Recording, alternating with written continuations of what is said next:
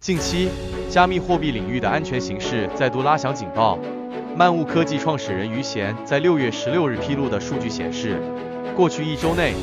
个人投资者遭遇的大额盗币事件呈现集中爆发态势，其中单笔损失超100万美元的案件达3起，最高单笔损失更是高达650万美元。这一数据不仅刷新了年内同类案件的损失记录，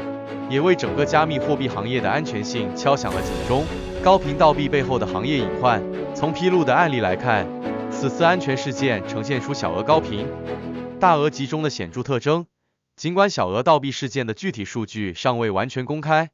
但其频发态势已足以说明普通投资者的资产安全正面临常态化威胁。而单笔超650万美元的损失，则暴露出高净值用户在资产存储与交易环节存在的系统性风险。漫雾科技分析指出，这类案件往往涉及钓鱼攻击、私钥泄露、智能合约漏洞等多重手段。黑客通过精准定位目标用户的操作习惯，结合社会工程学技巧实施定向攻击，导致投资者在毫无察觉的情况下遭受巨额损失。技术防御与用户教育的双重挑战。加密货币的去中心化特性在赋予其金融创新优势的同时，也带来了监管缺位的难题。当前，行业内缺乏统一的安全标准和用户资产保护机制，投资者往往需要自行承担私钥管理、平台安全验证等多重责任。然而，多数用户对区块链安全知识的掌握停留在基础层面，难以应对日益复杂的黑客攻击手段。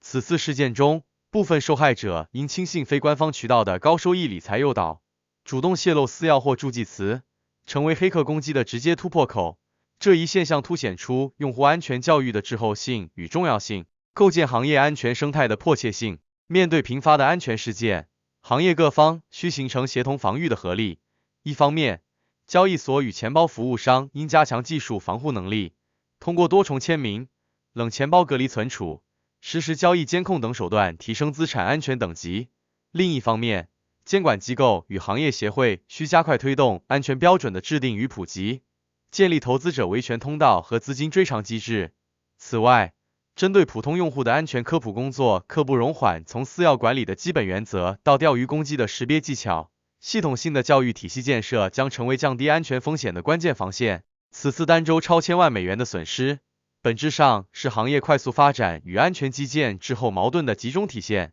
加密货币要实现从边缘金融到主流资产的跨越，必须破解安全信任的双重困境。唯有技术创新、制度建设与用户教育齐头并进，才能为行业的可持续发展筑牢根基。